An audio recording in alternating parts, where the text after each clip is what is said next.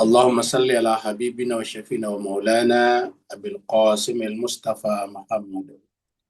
اللهم صل على محمد وآل محمد.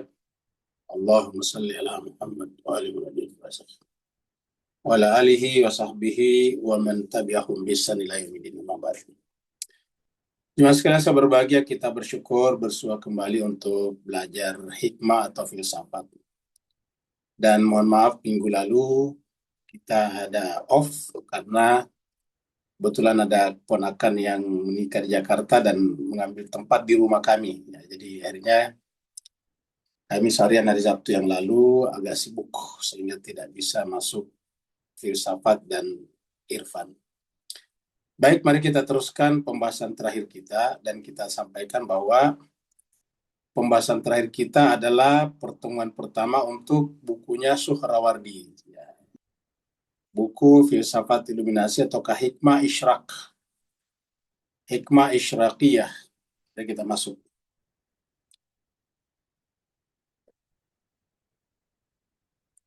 Nah, jadi ini pembahasan kita. Ya, kalau dilihat secara sempurna seperti ini. Ini adalah bukunya. Penulisnya adalah Hussein Ziai, guru besar juga, tinggal di Amerika juga. Spesialisasinya juga dalam filsafat, sama dengan Said Hussein Nasr. Kalau Hussein Nasr kemarin dia membahas tentang Mullah Sadra. Kalau Hussein Ziai adalah membicarakan tentang Suhrawardi. Sama-sama Hussein. Hussein Nasr dan Hussein Ziai. Ya, dua hal yang berbeda, sama-sama Hussein. Ya. Sama-sama juga orang Iran. Jadi kalau Hussein Ziai ini judulnya adalah Sang Pencerah Pengetahuan dari Timur, Suhrawardi dan Filsafat Iluminasi. Jadi Suhrawardi adalah nama filosofnya, sedangkan jenis filsafatnya namanya Hikmah Isyraqiyah. Isyraq itu adalah iluminasi. Jadi filsafat adalah hikmah Isyraqiyah. Jadi ini adalah bukunya. Dan kalau jemaah sekalian yang belum dapat bukunya, bisa juga mengambilnya dari Playbooks. Playbooks itu adalah Google punya, di Play Store, di khusus untuk Playbooks. Playbooks itu ada nanti, masukkan judul ini nanti akan muncul, bayarannya murah, berapa? 30.000, 20.000. Murah. Saya kita beli di sana. Ya. Itu kita beli langsung masuk ke handphone kita. Bisa dibuka dimanapun juga. Di pesawat bisa kita baca, di halte bus kita bisa baca dimanapun. Terakhir kita sudah membahas tentang pengantar redaksi di terakhir ini. Jadi kita telah membahas pengantar redaksi satu kali pertemuan sampai di halaman ini. Sampai di halaman ini ya. Ini terakhir tanggal 3 Januari. Jadi pertemuan pertama kita 3 Januari. Tanggal 10 minggu lalu dan hari ini adalah tanggal 17 Januari. Jadi kita sampaikan bahwasanya ini adalah pengantar redaksi, tapi sangat membantu kita untuk memetakan, untuk mengeksplorasi secara umum isi buku ini. Nah, kita mulai dari sini. Kita ulangi dari sini. Eksplorasi Ziai, maksudnya Hussein Ziai, terhadap aspek filosofis pemikiran Suhrawardi itu dapat dilihat dari tema-tema yang dibahas dalam buku ini. Penulisan buku ini dikelompokkan ke dalam 4 bagian utama. Jadi ada 4 pembahasan utama dalam buku ini. Yang pertama adalah filsafat iluminasi. Jadi apa itu filsafat iluminasi? Yang kedua adalah logika yang digunakan dalam filsafat iluminasi. Jadi sistem logikanya dalam filsafat iluminasi. Yang ketiga adalah teori definisi iluminasi. Teori definisi iluminasi, yaitu metode dan pengetahuan formalnya. Jadi ini adalah epistemologinya. Yang keempat adalah pengetahuan iluminasi dan kosmologi. Jadi pengetahuan iluminasi dan kosmologi. Jadi pengetahuan adalah ilmunya, iluminasi adalah isyraknya, dan kemudian kosmologi adalah berkaitan dengan semesta. bagian pertama yang ini menjelaskan tentang bagaimana mengetahui filsafat iluminasi Suhrawardi. Dalam bagian ini akan terlihat bagaimana ZI mencoba memahami filsafat iluminasi. Menurutnya, untuk memahami aliran filsafat ini tidak bisa hanya berpatokan pada salah satu karya Suhrawardi saja. Jadi tidak bisa hanya pada salah satu karya Suhrawardi, karena dia menyebar ke berbagai buku. Misalnya kita hanya berpegang pada Hikmah Isyraq. Hikmah Isyraq adalah buku utamanya. Sebaiknya perlu melihat beberapa karya Suhrawardi secara utuh. Karena pikiran seseorang itu kan akan masuk dalam berbagai buku yang ditulisnya untuk melihat secara sempurna. Untuk memperkuat pendapatnya, Ziai mengutip pernyataan Suhrawardi bahwa terdapat kaitan antara 4 karyanya, yaitu At-Talwihat, Al-Muqawamat, Al-Masyari' wal Mutaharat, serta yang terakhir yang paling terkenal ini masterpiece-nya adalah Hikmah al-Isyraq. Jadi ada 4 buku utama yang ditulis oleh Suhrawardi. Kendati demikian puncaknya pada yang terakhir ini, yang warna kuning ini, Hikmah al-Isyraq. Jadi ada karya yang lain, Al-Talwihat, ada Al-Muqawamat, ada Al-Masyari' wal Mutaharat, dan Al-Hikmah atau Hikmah al-Isyraq. Jadi ini adalah 4 karya utamanya. 1, 2, 3, dan 4. Di mana setiap karya dari 4 karya ini yang diawali dari Talwihat dan diakhiri oleh Hikmah al-Isyraq membimbing pada karya yang lainnya yang bentuk satu kesatuan yang utuh.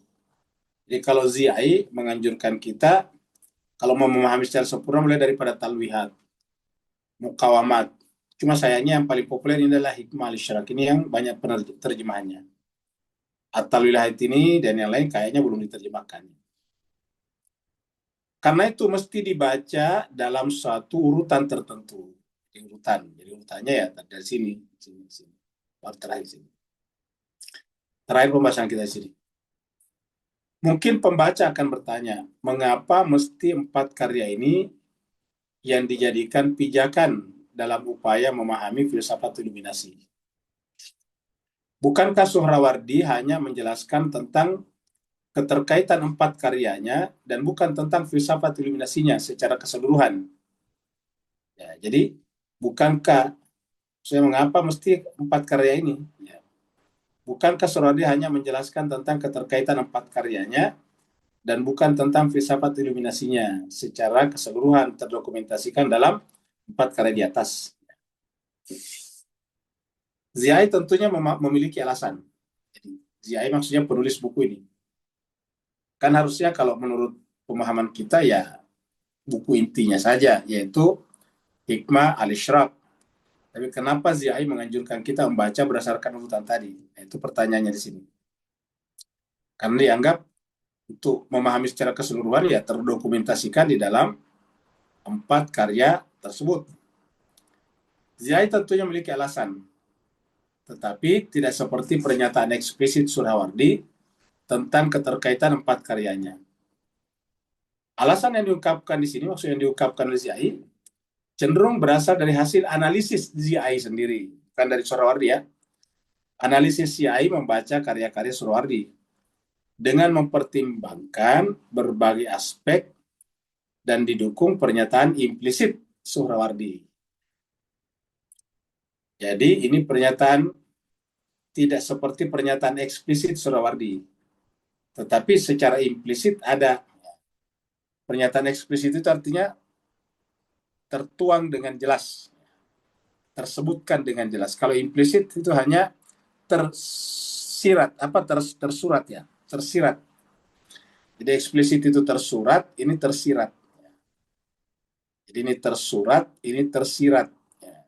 Gitu kalau bahasa Melayunya, tersurat, ini tersirat. Jadi kalau eksplisit itu adalah tersurat, sedangkan kalau implisit tersirat. Ini adalah tersurat, Ini adalah tersirat. Ya. Tersurat itu bisa dibaca langsung kata kalimat-kalimatnya.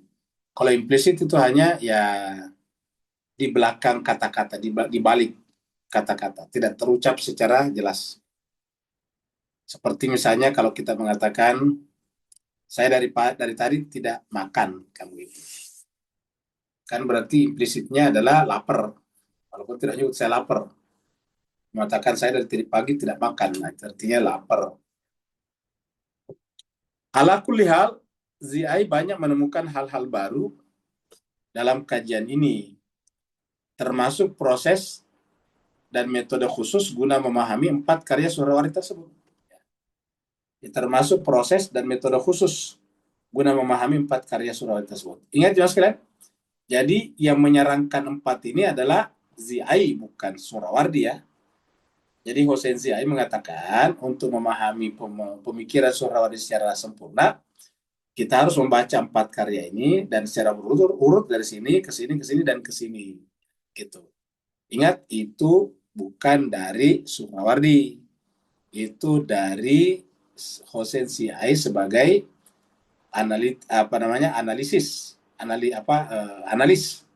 terhadap karya-karya Suhrawardi. Bagian kedua, nih kan bagian pertama tadi nih ya. Tadi kita sudah lihat bagian pertama nih. Bagian kedua sekarang. Bagian kedua menjelaskan tentang logika filsafat iluminasi.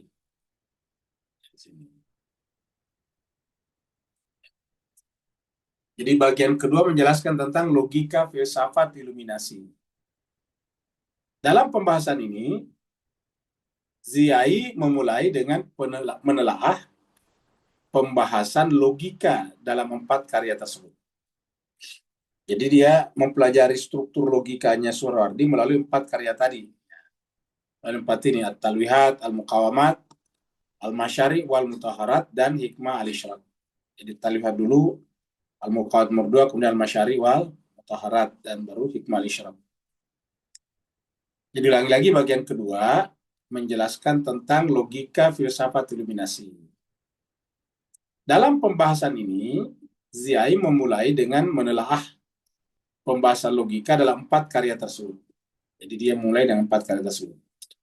Lalu membandingkannya dengan logika filsafat peripatetik. Jadi kalau filsafat peripatetik itu adalah termasuk filsafat yang tua. Karena ini adalah disandarkan ketokohannya kepada Socrates. Ya. Kita pernah sampaikan bahwa peripatetik itu bahasa Arabnya adalah masyaiyah. Filsafat masyaiyah. Hikmah masyaiyah. Masya itu dari kata masya, berjalan. Masya yamshi itu berjalan. Jadi kalau dalam Al-Quran ada kata wala tamshi fil ardi marha, janganlah berjalan di muka bumi dengan sombong. Ya, itu namanya berjalan. Jadi dari kata masya lahirlah masyaiyah. Apa hubungannya dengan filsafat? Ya, tidak ada. Terus kenapa disebut? Karena Socrates dulu kalau mengajar itu jalan-jalan. Ya, kan tidak punya ruangan.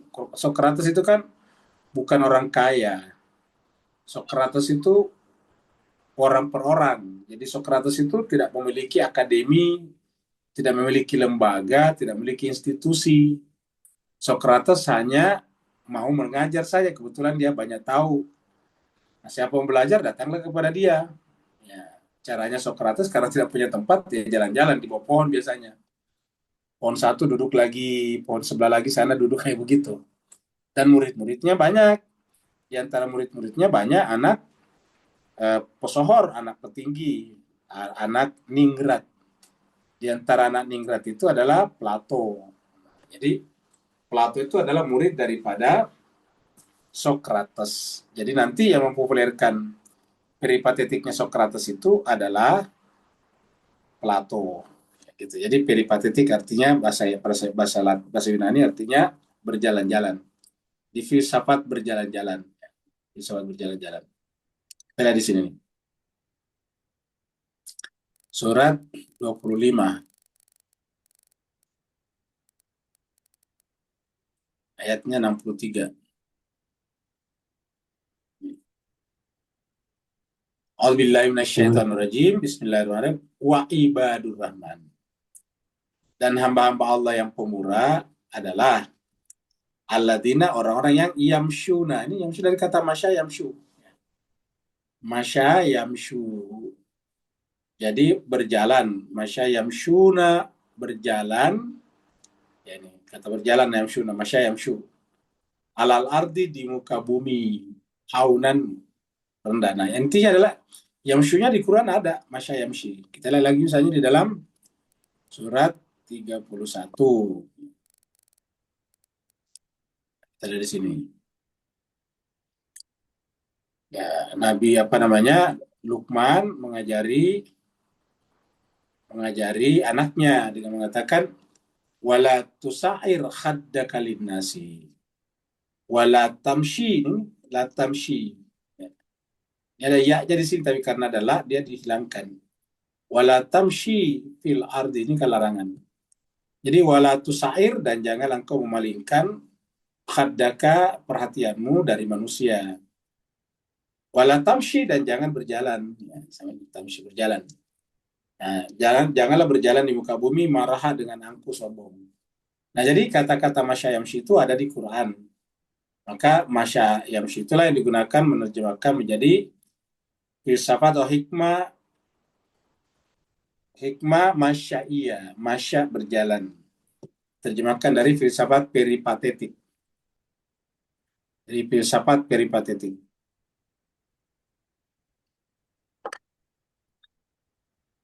Jadi ulangi lagi, dalam pembahasan ini Ziai memulai dengan menelaah pembahasan logika dulu dalam 4 karya tersebut. Jadi, tadi At-Talwihat, Al-Mukawamat, kemudian Al-Masyari, Wal-Taharat, dan terakhir Hikmah Al-Isyraq. Lalu membandingkannya dengan logika filsafat peripatetik. Ingat, itu tadi Socrates dan Plato ya. Nanti di Islam, yang menghidupkan kembali ini adalah orang seperti Al-Farabi. Dan paling besarnya di zamannya Ibnu Sina. Jadi Ibnu Sina yang dianggap sebagai tokoh besar peripatetik Islam. Ibnu Sina ini. Jadi khususnya logika peripatetik Ibnu Sina. Dalam karya monumentalnya Asy-Syifa. Jadi Asy-Syifa ini secara bahasa artinya penyembuh, tapi berisi tentang filsafat peripatetik. Asy-Syifa. Asy-Syifa penyembuh. Jadi memang Ibnu Sina ini cenderung menggunakan istilah kedokteran ya. Ini kan dia dokter sebetulnya. Ibnu Sina itu dokter ya. Buku terkenalnya itu berjilid-jilid tentang kedokteran, namanya Kanun Fitib. Ya. Peraturan dalam pengobatan. Itu terkenal bukunya, Kanun Fitib. Jadi itu buku Ibnu Sina yang sangat populer. Kalau kita lihat di sini, ya. Kanun Fitib.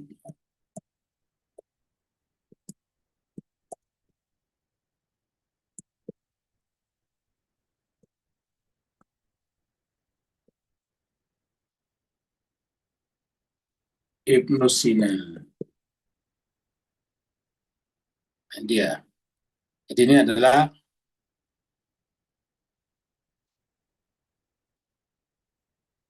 nah jadi kita lihat di sini nih.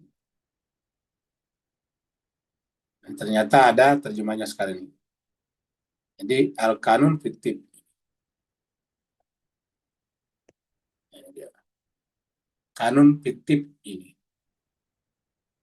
Terjemahan Undang-Undang Kedokteran Ibnu Sina. 1937. Seperti itu. Nah, jadi inilah kira-kira apa namanya, ya, bukunya Ibnu Sina.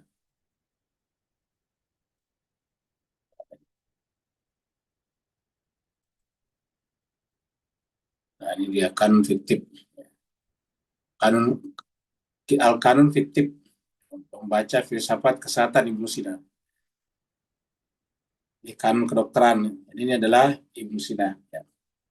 Jadi saya kira banyak terkenal ini kanun fiktif. Ya. Magnum opus 5 jilid Ibnu Sina. Jadi 5 jilid. Apa kita bayangkan tahun 1000 sekian awal, kan 1000 awal ini. 1037 Masehi. seorang Ibnu Sina sudah menulis buku 5 jilid tentang kedokteran. Ya. Makanya disebut dengan magnum opus ya. 5 jilid Ibnu Sina tentang kanun fiktif tahun 1025 tulisnya. Nah, jadi itu adalah luar biasa mereka pada saat itu. Pada waktu itu belum ada komputer, tintanya masih tinta apa pulpennya masih pulpen celup, pennya masih pen dicelup-celup, belum punya tangki, belum punya tangki. Ya, dia dicelup-celup, kering, celup lagi, kering, celup lagi. Tapi bisa menulis sampai magnum opus 5 jilid. Kita sekarang sudah hidup di abad modern, lampu listrik ada, internet ada, dan tinta kita tidak lagi pakai tinta cair. Yang saya pakai nulis-nulis itu nggak pernah habis tintanya. Ya. Jadi kalau kita nulis di sini kayak gini-gini nggak pernah habis ini kalau sekarang ini. Pulpen saya nggak pernah habis ini sudah berapa tahun nggak pernah habis. Kenapa? Karena tidak mesti tinta seperti biasa ini kan di komputer. Ini adalah digital. Nah, tapi kita sekarang ya jangankan menulis buku 5 jilid seperti ini, bahasa Arab saja belum tamat-tamat. Ya, masih buku 3. Sedangkan sudah berapa tahun ya. Bahkan kita eh, ya terkadang maju buku kita lupa lagi yang lain. Nah itu bagaimana hebatnya Ibnu Sina itu ya pada saat itu. Ya, jadi inilah jemaah sekalian. Dan kejayaan Ibnu Sina dan ulama-ulama setelahnya itu adalah kejayaan umat Islam. Dan ketika kemampuan ilmu pengetahuan Islam berkurang, runtuh ya, runtuh juga kemampuan kita. Runtuh juga kemampuan kita. Jadi ini adalah Al-Kanun Fitib. Ini tahun 1025. Sekarang ini adalah 2026. Ini 1000 tahun persis.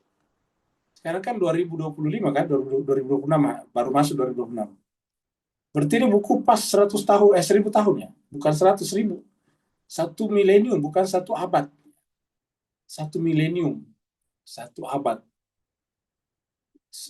Bukan 1 abad, tapi 1 milenium, 1000 tahun.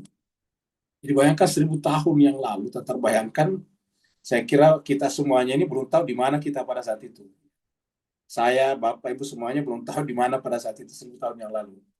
Tapi ulama Islam bernama Ibnu Sina sudah menulis buku kedokteran yang sangat canggih, sampai sekarang masih dipelajari, 5 jilid tebal. Judulnya adalah Al-Kanun Fitib. Kanun itu artinya undang-undang. Undang-undang kedokteran. Nah, jadi kalau kita membaca mereka 10 tahun yang lalu, kita rasa-rasanya malu ya. Kita sekarang sudah pakai komputer, penerangnya pakai listrik, tinggal dipencet saklarnya menyala, tidak perlu ditiup-tiup, tidak perlu kasih minyak. Tapi kita masih sangat-sangat tinggal jauh dari mereka. Jadi kita teruskan. Jadi dalam pembahasan ini, Ziai memulai dengan menelaah pembahasan logika dalam 4 karya tersebut, lalu membandingkannya dengan logika filsafat peripatetik. Khususnya lagi logika peripatetik Ibnu Sina dalam karya monumentalnya Asy-Syifa. Jadi Asy-Syifa ini adalah filsafatnya Ibnu Sina, sedangkan kalau kedokterannya tadi adalah Kanun Fitib, Al-Kanun Fitib. Itu adalah magnum opus kedokterannya, sedangkan magnum opus filsafatnya di sini. Ibnu Sina punya karya banyak juga, tapi magnum opusnya itu artinya masterpiece-nya, karya utamanya, kalau dalam bidang kedokteran tadi adalah Al-Kanun Fitib, sedangkan dalam filsafat adalah Asy-Syifa. Kitab yang saya anggap paling representatif berkaitan dengan logika peripatetik. Jadi menurut Ziai, ini paling representatif berkaitan dengan logika peripatetik. Ziai boleh dikatakan berhasil dalam menguak itu mengungkap poin-poin pembeda antara logika peripatetik dan logika iluminasi. Nah, jadi menarik nanti jika kita ikuti ini. Walaupun kita belum pernah baca keduanya, tapi Ziai membantu kita untuk menjelaskan perbedaan antara logika peripatetik dengan logika iluminasi. Jadi struktur logikanya dulu yang diperbaiki. Karena struktur logikanya salah, ya tidak bisa sampai kepada logika, tidak sampai pada filsafat iluminasi. Jadi struktur logikanya dulu harus diperbaiki. Apa struktur logika atau dasar logika yang menyebabkan lahir peripatetisme? Dan apa yang mendasari logikanya sehingga kemudian lahir filsafat iluminasi. Sekaligus menghadirkan karakteristik struktur logis dari keempat karya penting Suhrawardi. Jadi, sekaligus menghadirkan karakteristik struktur logis dari keempat karya penting Suhrawardi. Bagian ketiga, tadi sudah bagian kedua tadi ya, tadi di atas. Ini ya, bagian pertama nih, filsafat iluminasi, logika, dan filsafat. Yang ketiga sekarang, teori definisi iluminasi. Sekarang kita masuk bagian ketiga. Bagian ketiga sekarang. Bagian ketiga. Tentang teori definisi iluminasi. Jadi bagian ketiga menjelaskan tentang teori definisi. Nah, teori yang dianut oleh definisi iluminasi. Tema ini dipilih Ziai, Hossein Ziai, mengingat dalam pandangan Suhrawardi, mengetahui definisi termasuk salah satu cara dalam memahami epistemologi iluminasi. Jadi ingat epistemologi iluminasi. Jadi kita bicara tentang epistemologi. Epistemologi itu adalah tentang pengetahuan. Filsafat pengetahuan yang digunakan dalam iluminasi, dan itu namanya epistemologi. Sejatinya, pembahasan definisi sudah ditelaah sejak masa Sokrates. Jadi sejatinya pembahasan definisi sudah ditelaah sejak masa Sokrates. Sejak zaman Plato, Aristoteles. Tadi kita sudah bilang ini Sokrates. Sokrates punya murid terkenal Plato. Nanti Plato juga punya murid terkenal Aristoteles. Jadi kita lagi tadi, kalau Sokrates itu tidak punya sekolah. Karena kan dia orangnya, ya termasuk, kalau kita menyebutnya miskin, miskin lah. Sampai dia tidak punya tempat untuk mengajar. Waktu itu belum ada Zoom dan internet. Ya. Jadi terpaksa orang datang ke tempatnya, rumahnya nggak memadai, ngajarnya di luar, di taman. Syukurnya pada saat itu penduduk belum sebanyak sekarang. Jadi masih banyak tanah kosong. Masih banyak pohon-pohon. Maka kemudian Sokrates mengajar di tanah-tanah kosong, pohon-pohon, dua pohon, ya berpindah-pindah. Karena berpindah-pindah disebutlah dengan peripateti. Nah, Plato, karena Plato ini adalah anak pejabat, dia adalah ningrat, orang kerajaan, maka kemudian Plato nanti membuka sekolah. Jadi yang pertama membuat sekolah itu secara resmi adalah Plato, namanya akademi. Jadi akademia itu adalah sekolah pertama yang dibuat oleh Plato. Dan nanti itu semua nama-nama sekolah nanti akademia. Masih ingat dulu Pak Ustaz, namanya akademi. Akademi pelayaran, akademi pariwisata, kayak gitu. Jadi, atau kepelancongan itu akademi dulu. Karena berasal dari Plato. Belakangan baru muncul istilah universitas. Universitas itu muncul setelah Islam. Islam itu menyebut kampus sebagai kuliah. Kuliah itu dari kata kulit tiap-tiap. Artinya universitas. Jadi university, bahasa Inggris, dari kata kuliah. Kuliah itu artinya kuli, setiap-tiap. Jadi semua cabang pengetahuan ada di dalamnya, itu university. Jadi kalau university itu di situ ada kedokterannya, ada tekniknya, ada sainsnya, ada sosiologinya, ekonominya, sastranya, ada macam-macam. Itu namanya university, artinya universal. Kalau dalam bahasa Arabnya kuliah, tiap segala sesuatu dipelajari di sana. Kalau akademi biasanya menjurus, misalnya akademi filsafat, akademi pariwisata, akademi dalam negeri, ya pemerintahan dalam negeri. Tapi intinya akademia itu adalah sekolah pertama yang dibuat oleh Plato dan kemudian sampai sekarang masih digunakan nama itu. Nah, salah satu murid yang paling lama di tempatnya Plato adalah Aristoteles. Ada yang mengatakan bahwa Aristoteles itu belajar di sini selama 20 tahun. Itu selama 20 tahun. Nah, bayangkan Bapak Ibu sekalian, terutama kita yang belajar di hari Sabtu dan hari Ahad ini udah berapa lama kan, belum sampai 20 tahun. Aristoteles itu 20 tahun belajar di akademianya Plato. Waktu itu di akademinya Plato belum ada istilah jenjang S1, S2 kan begitu, belum ada istilah apa namanya bachelor dan sebagainya, belum ada istilah master, PhD, pokoknya belajar saja. Kalau belajar lama silakan, itu pada saat itu. Serta dilanjutkan oleh filosof-filosof Islam. Nah, setelah nanti ini meredup, kerajaan Romawi meredup, Yunani dan Romawi meredup, pindah ke Islam. Kalau ini semuanya, ini adalah sebelum Masehi. Ini Socrates, Plato, Aristoteles, ini namanya before Christ, sebelum Masehi. Socrates ini kurang lebih 500 tahun sebelum Masehi. Plato juga, tapi mungkin 400 karena lebih muda. Terus kemudian Aristoteles sekitar abad ketiga sebelum Masehi. Kita sebut abad kelima, 4, 3 sebelum Masehi. Sampai saat ini, pembahasan ini masih dinilai penting. Mengingat definisi adalah kerangka konseptual utama dalam ilmu. Jadi, definisi adalah kerangka konseptual utama dalam ilmu. Dalam dunia pengetahuan, definisi itu penting. Definisi itu pembatasan, supaya jangan melebar kemana-mana. Definisinya adalah kerangka konseptual utama dalam ilmu. Ziai pun meyakini hal yang sama. Menurutnya, karena problem definisi, jadi menurutnya karena problem definisi adalah problem utama dalam pengetahuan, jadi ingat, problem definisi adalah problem utama, karena kan konseptual utama. Jadi, problem definisi adalah problem utama dalam pengetahuan. Problem definisi adalah problem utama dalam pengetahuan.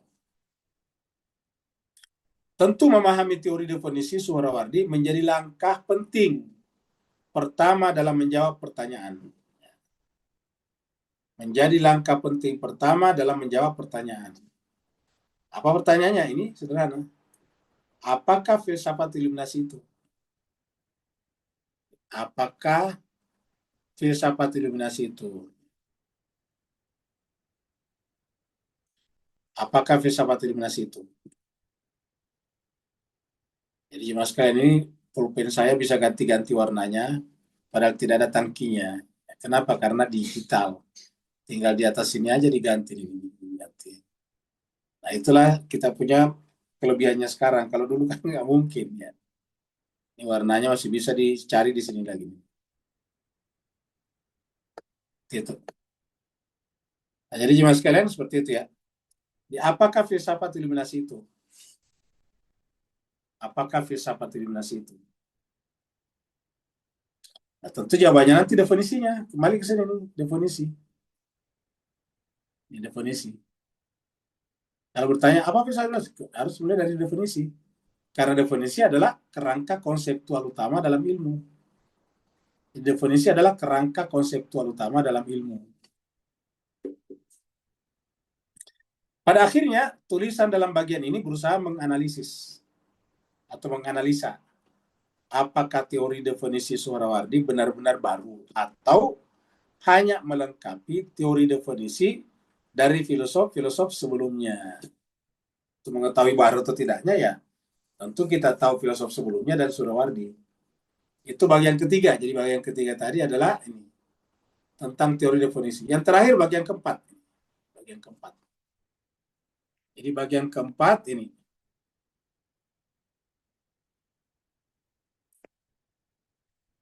Menjelaskan 3 objek. Jadi bagian keempat adalah menjelaskan 3 objek penting dalam filsafat iluminasi. Yang pertama adalah tentang pengetahuan. Kedua tentang iluminasi, illumination. Pengetahuan ini adalah knowledge, illumination, dan kosmologi. Jadi tiga hal penting di sini. Pengetahuan itu bicarakan, kalau kita bicara tentang pengetahuan, itu namanya epistemologi. Epistemologi yang di situ. Sedangkan iluminasi di sini adalah versinya adalah ontologinya. Jadi ini adalah epistemologi, ontologinya, dan ini adalah kosmologinya. Kosmologi nanti itu bicara tentang pandangan hidup, world view. Secara umum, tulisan dalam bagian ini mengeksplorasi lebih detail bangunan epistemologi iluminasi. termasuk bagaimana kaitan epistemologi dengan ontologi. Jadi termasuk bagaimana kaitan epistemologi dan ontologi. Nah, ini tadi epistemologi di sini, ontologi di sini. Ya, jadi ingat jangan sekalian. Jadi ini adalah epistemologinya di sini, ya ini epistemologi kita di sini. Sedangkan yang di sini adalah iluminasi. Iluminasi adalah berkaitan dengan ontologi. Oh, epistemologi, ontologi. Kemudian pengetahuan diri mengenai kosmologi, emanasi. Pengetahuan diri, emanasi, serta kosmologi. Ingat, emanasi agak berbeda dengan iluminasi. Kalau emanasi itu adalah emanation. Kalau ini illumination. Kalau emanasi itu meleleh. Seperti kalau kita punya es batu. Es batu ya. Kemudian disimpan itu kan nanti meleleh. Nah, meleleh itu namanya emanasi. Itu es batu. Atau misalnya di kutub utara selesai musim dingin, selesai winter, itu kan masuk musim semi. Musim semi itu nanti matahari sudah mulai muncul. Nah, es yang tadinya membeku, kemudian nanti meleleh. Nah, itu namanya emanasi. Sedangkan kalau iluminasi kayak cahaya. Iluminasi itu cahaya. Kalau kita lihat matahari itu memancarkan cahayanya dari pusatnya sampai ke kita. Semakin jauh dari matahari, semakin tidak panas. Makanya bisa dipastikan kalau kita berterbang menuju matahari pasti akan panas sekali dan kita bisa terbakar. Kenapa? Karena mendekati pusat semakin panas dan semakin terang. Sedangkan menjauh dari pusatnya semakin redup. Begitu. Jadi pengetahuan diri, emanasi, dan serta kosmologi. Makanya bicara tentang kosmologi di sini. Kenapa tadi? Karena kita lihat cahaya. Cahaya itu semakin jauh dari pusat, semakin redup, semakin temaram, semakin agak apa namanya, tidak terang. Pembahasan dalam keseluruhan buku ini, jadi ingat sudah selesai 4 bagian ya. Yang terakhir bicara tentang 3 unsur ini. Pembahasan dalam keseluruhan buku ini menjadi menarik karena penulis berhasil mendialektikakan pemikiran iluminasi Suhrawardi dengan pemikiran peripatetik. Nah ini dia. Yang menarik karena penulis buku ini yaitu Hossein Siai berhasil mendialektikakan apa itu semacam membuat berkomunikasi timbal balik. Pro kontra baru kemudian melahirkan kesimpulan-kesimpulan baru. Itu namanya dialektika. Dialektika itu kan terjadi antara tesis, antitesis, dan sintesis. Itu dialektika. Jadi kalau dialektika itu, proses dialektika itu begini. Ya. Proses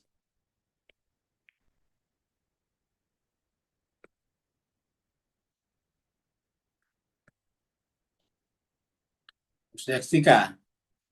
Di sini dimulai dengan tesis namanya. Tesis. Kemudian dilawan oleh antitesis. Nah, lawannya antitesis. Dilawan oleh antitesis. Antitesis.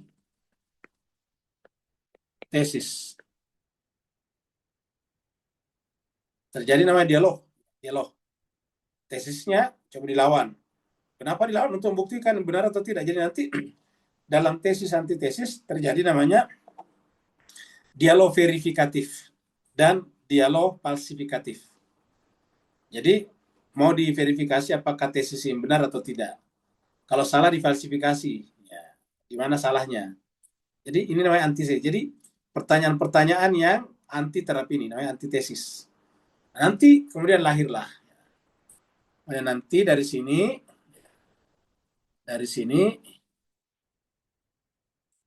lahirlah namanya sintesis. Lahirlah nanti di sini sintesis ya. Jadi ini adalah tesis, nanti sintesis. Lahirlah sintesis. Lahirlah sintesis. Sintesis kita sebut dengan istilah tesis baru. Nah, lahirlah tesis baru di sini. Ini disebut dengan proses dialektika ini. Proses dialektika. Nah, tesis, antitesis, dan sintesis. Atau kita sebut dengan tesis baru. Kenapa? Berbeda dengan ini tesis lama. Sekarang lahir tesis baru. Karena lahir tesis baru, nanti ini muncul lagi antitesis lagi. Nah, di sini kan muncul lagi di sini nantinya antitesis lagi, kan ini tesis baru nih. Ya. Muncul lagi kayak ini tadi, lawan lagi. Muncul lagi nanti di sini antitesisnya lagi di sini. Antitesis lagi. Tapi tesis yang di anti ini bukan yang di atas tadi, kan sudah selesai ini. Ya. Yang antitesisnya ini. Nah, akhirnya kemudian dari sini tadinya dari sini ini, nanti di sini lahirlah sintesis baru lagi, sintesis ya. Sintesis atau tesis baru lagi ya. Nah, begitu seterusnya. Nah, inilah disebut dengan proses dialektika. Bisa dimengerti, Pak ya? Jadi, makanya misalnya kapitalisme ada antitesisnya, yaitu komunisme. Nah, itu. Jadi nanti akan melahirkan dialektika. Jadi setelah tadinya kapitalisme ada antitesisnya, yaitu komunisme, maka kemudian kapitalisme memperbaiki dirinya karena diungkapkan kekurangan-kekurangannya. Nanti kapitalisme itu memperbaiki dirinya, yaitu namanya welfare state capitalism, kapitalisme kesejahteraan. Karena serangan komunisme terhadap kapitalisme adalah bahwa kapitalisme itu mengeksploitasi buruh, ya.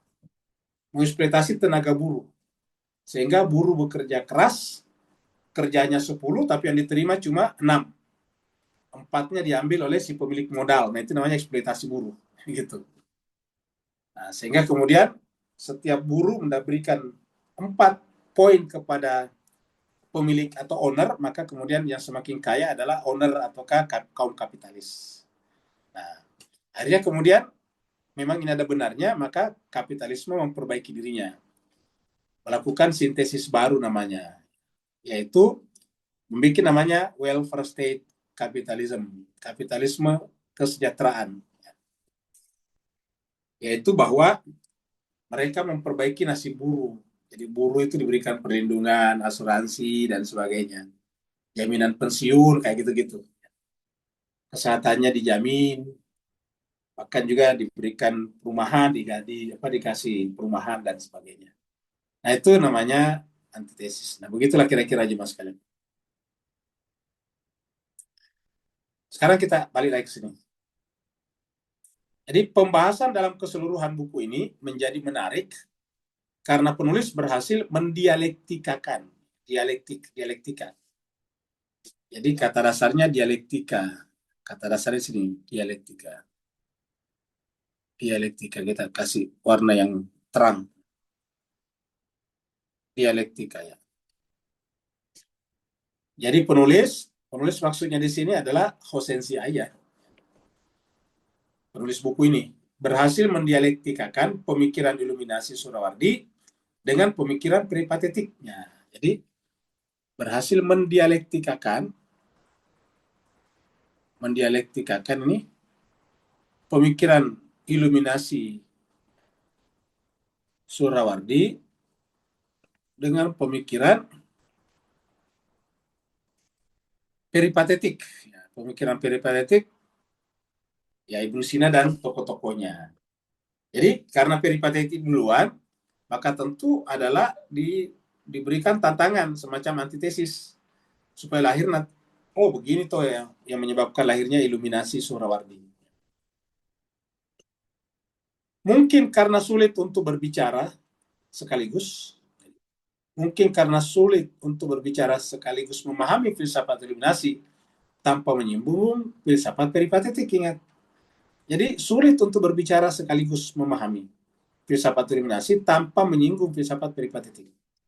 Jadi kita tidak bisa memahami ya, memahami filsafat iluminasi tanpa menyinggung filsafat peritatif. Artinya kalau kita ingin memahami filsafat iluminasi, harus memahami filsafat peritatif. Kenapa? Karena filsafat iluminasi ada kecenderungan merupakan antitesis ataukah sintesis baru daripada peripatetik itu. Pasalnya atau alasannya, filsafat iluminasi meski dibangun di atas serangan, ingat, filsafat iluminasi meski dibangun di atas serangan dan kritikan pada peripatetik, ingat tadi, serangan kritikan, kan anti. Jadi iluminasi dibangun di atas serangan dan kritikan pada peripatetik. Tetapi ingat, sejatinya juga melengkapi sekaligus memodifikasi filsafat peripatetik. Nah, ini. Terus sudah kan sintesis itu, karena walaupun dia menyerang, tetapi nanti akan melengkapi sekaligus memodifikasi. Jadi kata modifikasi kan bukti baru dari filsafat peripatetik. Nah, ini yang disebut dengan dialektika. Jadi memodifikasi filsafat peripatetik. Artinya filsafat peripatetik hasil modifikasi itulah yang disebut dengan iluminasi. Ingat, peripatetik tetap ada, ya, tetapi ketika direformasi atau dimodifikasi, lahir yang baru namanya iluminasi. Namun sayangnya beberapa penjelasan dalam buku ini ternilai singkat, ya, karena memang tidak bisa panjang. Dianggap singkat, jadi menyingkat-singkat.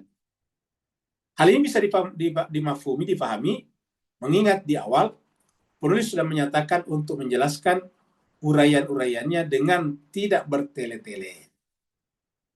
Sudah menyatakan untuk menjelaskan uraiannya dengan tidak bertele-tele. Seperti itu. Terakhir, sudah habis ini ya, sampai di sini. Baru kita diskusi.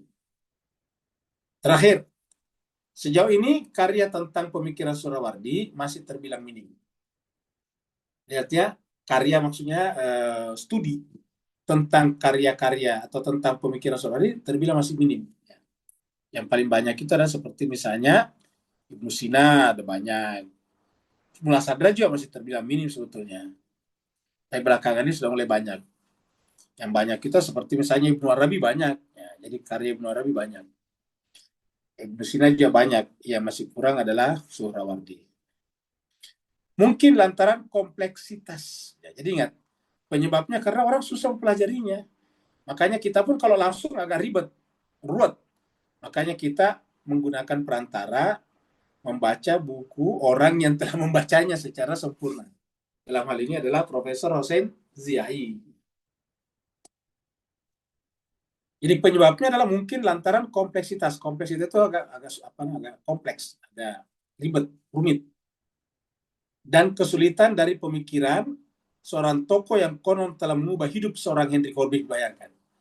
Ya, seorang Henry Corbin, ini guru besar filsafat di barat ini, secara intelektual dan spiritual. Jadi dia yang berubah, dapat kita bayangkan. Jadi padahal waktunya beda. Henry Corbin kan baru ini ya. Henry Corbin itu ilmuwan barat ya. Jadi bisa merubah ya. Mengubah hidup seorang Henry Corbin secara intelektual dan spiritual. Jadi bayangkan ya sekalian. Seorang non-muslim bisa berubah. Bukan hanya Henry Corbin, banyak banyak ilmuwan barat yang yang terpengaruh. Ya, di antaranya misalnya Annemarie Simmel. Dari Annemarie Simmel ini orang Jerman, wanita Jerman juga banyak tertarik kepada ini, di antaranya karena karya-karya Suhrawardi. Ya, kita lihat dulu sini Henry Corbin ya. Kita lihat di sini Henry Corbin ini ada di sini. Henry Corbin. Kita lihat sejarahnya Henry Corbin. Henry Corbin. Perancis ini ya. Kita lihat. Inilah Henry Corbin waktu muda ini. Ya. Nah, kita lihat di sini. Ya. Dari filsafat ke mistisisme Islam. Jadi pergerakannya begitu. Ya. Nah, jadi kita lihat di sini nih. Mana kita ambil saja Wikipedia. Ini Wikipedia Inggris ya. Ya. Jadi Henry Corbin ini baru meninggal tahun 78 ya. Maksudnya baru meninggal masih dekat. 78 kan sekitar 40-50 tahun yang lalu ya. Jadi umurnya sekitar 70 berapa ya? 75 ya. 1903 1938. Was a French philosopher. Dia adalah filosof Prancis dan ahli teologi dan Iranologis. Ini ada istilah yang bagus nih. Ahli Iran, theologian and Iranologist. Ya.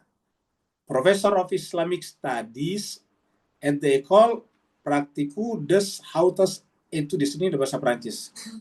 He was influential in extending the modern study of traditional Islamic philosophy, from early falsafah to later and mystical figures such as Surawardi, Ibnu Arabi, and Mullah Sadr Shirazi. Jadi artinya dia sangat sangat terpengaruh dalam memperluas. Artinya dia punya pengaruh yang sangat luas di dalam studi modern tentang filsafat Islam tradisional, mulai daripada filsafat awal sampai kepada yang belakangan, dan juga mistik, figur mistik seperti Surawardi. Jadi Surawardi bukan hanya sebut filosofi Islam, tetapi dia lah mistikal ya. Surawardi, Ibnu Arabi, dan juga Mullah Sadr. Dengan karya-karyanya seperti ini, ya, karyanya ini. Dia juga tentang Averroes juga. Ya. Ibnu Rus ini Averroes, itu Ibnu Rus. Avicenna, Ibnu Sina. Ya. Nah jadi ingat, born into a Catholic family, dia lahir sebagai orang Katolik, lahir dalam keluarga Katolik. Kemudian he converted to Protestantism, dia menjadi Protestan di antara tahun 1927-1930. Kemudian kembali lagi menerima lagi nih. He received a Catholic education. Dia mendapatkan pendidikan Katolik lagi, obtaining a certificate in scholastic philosophy. Dan dia mendapatkan sertifikat atau ijazah dari filsafat skolastik from Catholic Institute of Paris, ya, dari Institut Katolik Paris pada usia 19 tahun. 3 years later, 3 tahun kemudian, he took his license de philosophy. Dia mendapatkan ijazah filsafat atau license de philosophy under the Thomist thinker, di bawah bimbingan pemikir Thoms. Thoms maksudnya di sini adalah mungkin Thomas Aquinas ya, Thomis. Etienne Gilson. Ya. He studied modern philosophy, dia belajar tentang filsafat modern, including termasuk hermeneutik dan fenomenologi. Becoming the first French translator of Martin Heidegger. Dia termasuk penerjemah pertama buku Prancis, ya. Translator Prancis Martin Heidegger dalam bahasa Inggris tentunya. Pada tanggal 13 Oktober 2009, Louis Massignon ini terkenal juga nih, ya. Dia termasuk ahli studi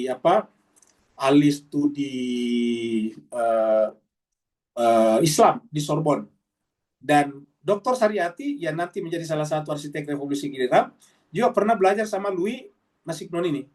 Ini kalau tidak salah cara bacanya Louis ini kan kalau bahasa Prancis. Louis Massignon, ya, Massignon. Ya. Ini dia merupakan direktur daripada studi Islam di Sorbonne. Sorbonne ini nama universitas, Sorbonne University. Sekarang namanya Paris University. Nah, introducing to Surawardi yang menyebabkan kemudian berkenalan dengan Surawardi. Ya. Kemudian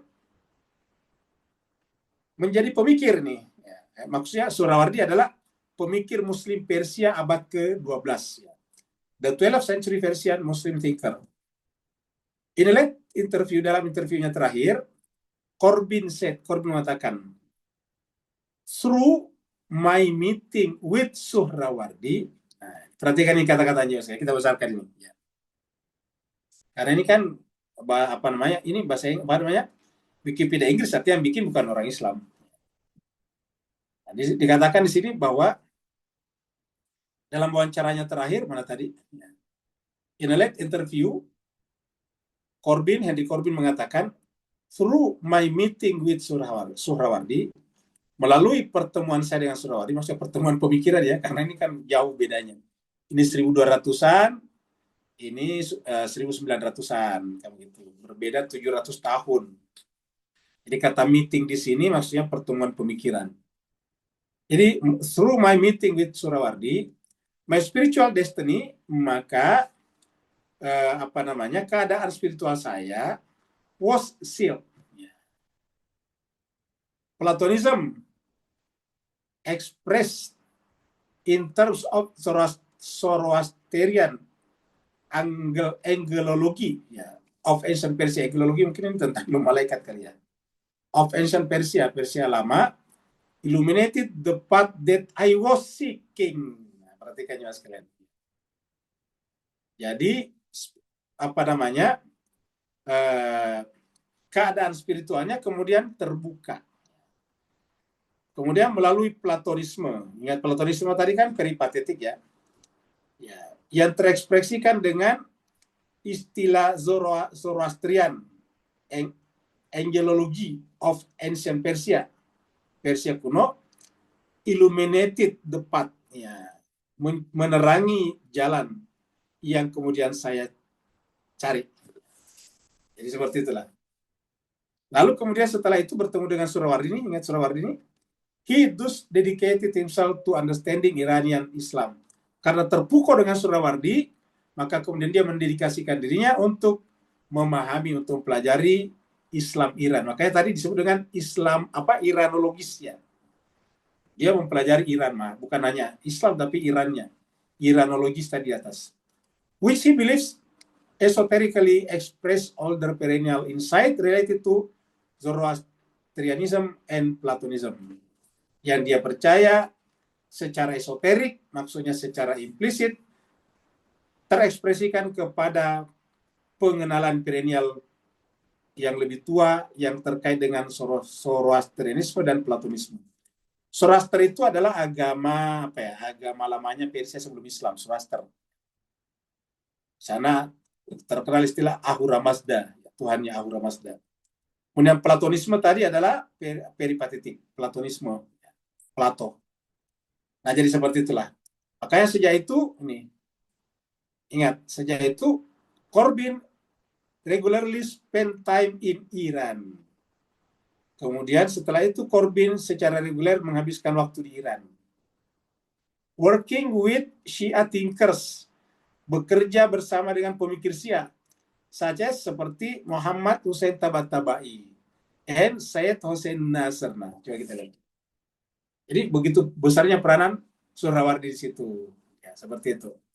Nah, jadi inilah jemaah sekalian berbahagia diantaranya Henry, orang yang terpengaruh. Jadi begitu hebatnya kita punya filosof, bisa mempengaruhi seorang filosof besar juga dari Perancis ini, Henry Corbin. Hal yang sama nanti kalau kita belajar tentang Emery Simmel. Itu ada juga Emery Simmel. Ya. Kita bisa cari di sini Emery Simmel. Ya. Emery Simmel. Kalau tidak salah begini tulisannya.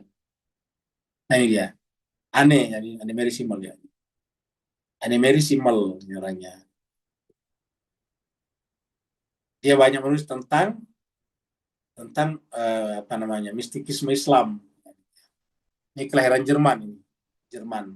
Ya. Pada tahun 1922, kurang lebih seumur tadi dengan Henry Corbin ya. Ini kelahiran 22, meninggal 2003. Cuma kalau Corbin tadi meninggalnya 78 ya. Lebih tua Corbin tadi 1900 berapa gitu. Ini 1922 meninggal di Bonn, Jerman. Waktu meninggal ini Emery Simmel di batu nisannya bertuliskan bahasa Arab. Di batu nisannya mengutip kata-kata Imam Ali terkenal yang mengatakan bahwa manusia itu tertidur dan dia bangun pada saat dia mati. Nah, itu kata-kata terkenal ditulis di batu nisannya nih, jadi Emery Simmel. Jadi nih. Jadi ini adalah salah satu orang berkunjung ke sana nih, ke makam salah seorang penulis asal Jerman yang namanya dikenal begitu luas. Ini bisa kita baca di sini, di makamnya terlihat nanti itu. kata-kata ini. Jadi di makamnya tertulis manusia itu, ya, manusia itu kalau sudah mati ini tulisannya nih. Ini adalah batu nisan, ini batu nisannya. Enumerisimal atau anasimal ini, enumerisimal profesor normal dan seterusnya. Ini anasu niam. Anasu niam itu tertidur. Anasu niam. Ini kata-kata Imam Ali nih. Anasu niam. Kemudian mana lagi? Pakada zatu, pada dia mati ini, mutu ini ya. Manusia itu tertidur, maka kemudian dia terbangun pada saat dia mati. Seperti itu. Padahal ini orang Kristen ini aslinya, tapi seperti ini ya. Lihat ini tulisannya, tulisan Arab di batu nisannya. Profesor Enumerisimal. Kalau kita baca di sini ya. Enumerisimal adalah seorang orientalis asal Jerman yang banyak menulis tentang Islam dan Sufisme. Dunia internasional mengenalnya sebagai seorang profesor yang mengajar di Harvard University, Amerika kan, Harvard. Pada tahun 1995, Simmel mendapatkan penghargaan hadiah perdamaian oleh perdagangan buku Jerman. Hadiah namanya Peace Prize of the German Book Trade. Karena kontribusinya dalam membuat sintesis Islam dan modernisme. Serta berhasil menulis 105 judul buku yang kali ini. Soalnya menulis 105 judul buku bertema Islam. Ya, ingat. Menulis 105 judul buku bertema Islam. Ya. Dia fasih berbicara dalam bahasa Farsi, Turki, dan Urdu. Turki dipakai di Turki, Urdu dipakai di Pakistan, India, Bangladesh. Itu orang bisa bahasa Urdu di sana. Simmel lahir dari keluarga kelas menengah Protestan di Erfurt, Jerman. Ayahnya adalah seorang pegawai pos dan ibunya berasal dari keturunan keluarga pelayaran dan perdagangan internasional. Masa kecilnya penuh dengan dan seterusnya. Lalu kemudian nantinya dia banyak dipengaruhi oleh Hans Heinzer Scheder, seorang pengajar yang menyarankannya untuk mengkaji Diwani Samsi Tabriz. Ini adalah puisi-puisi Samsi Tabriz. Samsi Tabriz itu adalah gurunya Rumi. Ingat, gurunya Rumi itu namanya Samsi Tabriz. Salah satu karya Jalud Rumi. Dan makanya menjadi judul buku ini, Diwan Samsi Tabriz, itu adalah Rumi menulis karya-karya yang berjudul tentang gurunya, Samsi Tabriz. Samsi itu adalah nama orang, tapi saja bermakna matahari, tapi Tabriz adalah daerah. Tabriz ini sekarang masuk wilayah, ada yang masuk wilayah Turki, ada masuk wilayah Iran. Di perbatasan Iran dan Turki. Simmel menjadi satu-satunya mahasiswi termuda yang menyelesaikan studi doktoral di usia 19 tahun. Bayangkan ini. Simmel ini menyelesaikan studi doktoralnya usia 19 tahun. Kita 19 tahun baru masuk S1. Pada tahun 1946, di usia 33 tahun, dia menjadi profesor kajian Arab dan Islam di Universitas Marburg. Simmel menikah pada 1990, lalu pada 1994 dia menerima gelar doktor keduanya. Bayangkan 2 kali doktor. Tentang sejarah agama-agama di kota Marburg lagi. Dan seterusnya. Kesimpulannya, karya-karya Simmel ini banyak sekali, termasuk ini. Simmel meninggal, coba lihat ini. Bapak Ibu bisa lihat ini. Simmel meninggal di Bonn. Bonn itu Jerman Barat ya. Kalau Jerman Timur kan Berlin dulu. Dulu masih ada istilah Jerman Barat, Jerman Timur, West Jerman dan East Jerman. Jerman Barat dulu ibu kotanya Bonn, Jerman Timur ibu kotanya dulu Berlin. Simmel meninggal di Bonn pada tahun 2003, jadi baru berapa ya? 20 tahun yang lalu lah. Sebelum meninggal, dia minta dibacakan surat Al-Fatihah.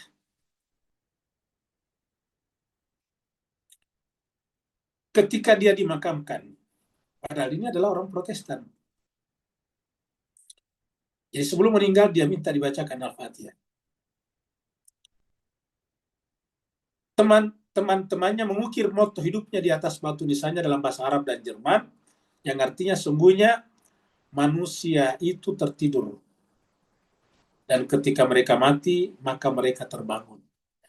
Kata-kata Imam Malik ini.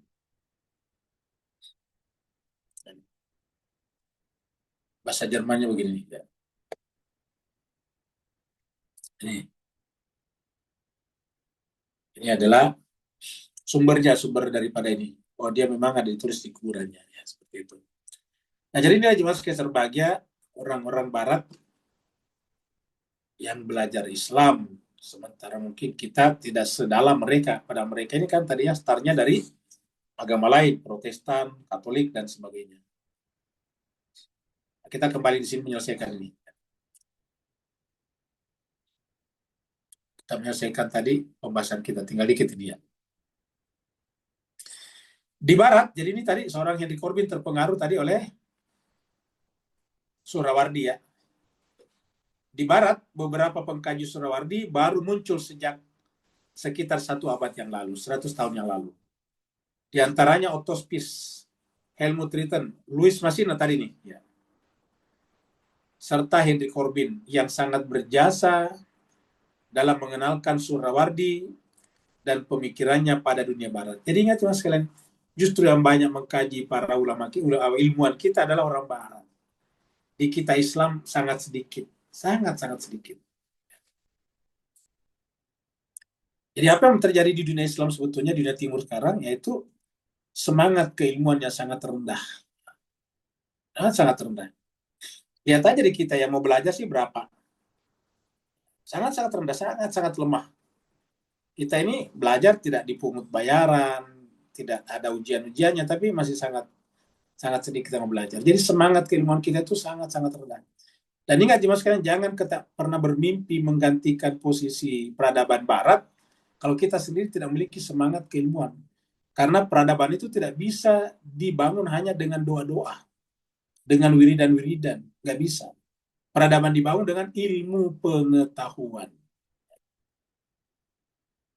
Sejalan dengan hal ini, di Indonesia karya dengan tema yang sama juga masih terhitung sedikit sekali. Ya. Itu pun kalau ada ya tipis. Atas dasar hal ini, Sadra Press yang menerbitkan buku ini memandang penting untuk menghadirkan satu karya tentang Surawardi dan filsafat iluminasi sebagai bagian dalam khasanah Islam dengan harapan dapat lebih mewarnai kajian filsafat Islam di Indonesia. Nah, ini pembahasan kita berikutnya yang masuk di sini. Ya. Jadi pembahasan kita minggu depan adalah masuk di pendahuluan. Tadi ingat tadi kata Diwan ada tadi kita temukan. Nah, jadi ini pembahasan kita nantinya. Jadi kita sampai di sini ya. Tandai di sini. Kita sampai di ini tanggal berapa ini hari? Tanggal 17 ya. 26. Silakan Pak Wi yang mau bertanya. Assalamualaikum Ustaz. Waalaikumsalam warahmatullahi wabarakatuh. Silakan Pak Nur. Ustaz, kalau ada boleh izinkan dua soalan. Soalan Silakan. pertama, kalau kita lihat pembahasan falsafah itu sendiri, maka saya terbayangkan dalam sepanjang pembentangan tadi, titisan air laut evaporate naik ke atas, sebab kita makin tercerahkan, dan pencerahan kita buat tersadar kita, lalu kita dibawa oleh cloud tadi ke arah gunung yang mengakibatkan pertembungan sejuk dan panas tadi, berlaku condensation, maka air tadi turun sebagai hujan, dan daripada gunung tadi mengalir kembali ke lautan yang luas tak bertepi tadi Ustaz. So berarti air tadi adalah ilmu yang asalnya daripada wahyu Allah yang tak akan pupus, because kita tahu air yang daripada moyang-moyang kita minum sampai sekarang is forever the same. So maknanya pemikiran manusia masih jauh terkuncil dan masih mengambil sumber pemikiran tadi secara kecil dan belum lagi maximize. Itu soalan pertama dalam pembahasan falsafah-falsafah Ibn Sina sampai kepada yang sekarang ni Suhrawardi. Kedua, bolehkah saya menyimpulkan dalam ilmu mendialektikakan tadi, dalam konteks apa berlaku dalam politik hari ini, yakni secara financial,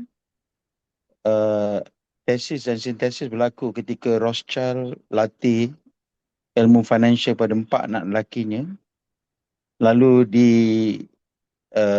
cipta banking system merata Eropah, dan setiap anak tadi ditebal luaskan untuk kontrol banking system seluruh Eropah tadi, agar akhirnya mereka secara keluarga dapat mengarah tujukan kala menang dengan ciptakan peperangan dunia. Dan ini akibatnya runtuhnya Ottoman Empire. And lalu cipta superpower baru, iaitu British Empire dengan pound sterlingnya untuk kontrol kuasai, dan menggunakan pattern yang sama juga. Maka lepas Pax Britannica tadi, lahir peperangan dunia yang mencetuskan Pax America dengan copy paste idea yang sama. Dan kini kita sampai kepada pengakhir ceritaan Pax Judaica, di mana Zionis Yahudi akan jadi the new superpower dengan copy paste idea yang sama, pattern yang sama, melalui kalau sterling, US dollar semua dah nak roboh, maka kini crypto coins atau crypto world akan menguasai dunia itu sendiri. Beri pencerahan teguran Ustaz, afwan semua. Barakallahu fiik. Baik, terima kasih banyak Pak Nur. Jadi jemaah sekalian, kita mulai tadi dari samudra. Jadi kita lihat dulu gambarnya di sini jemaah sekalian. Jadi pembahasan Pak Nur tadi di awal, ya gambarannya kira-kira gini. Jadi di sini ada gunung, gitu. Terus kemudian daratan, terus kemudian turun ke lautan, gitu. Ya. Lautan di sini berisi dengan air, ya. Kemudian yang kita ketahui itu adalah prosesnya begini. Prosesnya adalah yang kita tahu adalah ini menguap, ya. Evaporation. Dan lahirlah awan-awan di sini. Awan ini bergerak kemudian ke sini. Karena angin bergerak ke atas sini. Bergerak ke sini. Di atas gunung. Kemudian terjadi tadi condensation tadinya. Terjadi kondensasi, akhirnya turunlah hujan di sini. Turunlah air hujan. Itu modelnya kan. Kemudian air hujan lagi turun lagi ke bawah sini. Ngalir ke samudra lagi sini. Lahir ke samudra ini. Ya, samudra. Nah, kalau kita tanya di sini di mana mulainya, ini kan berbentuk lingkaran kan. Kalau berbentuk lingkaran seperti ini, pertanyaannya di mana mulainya ini?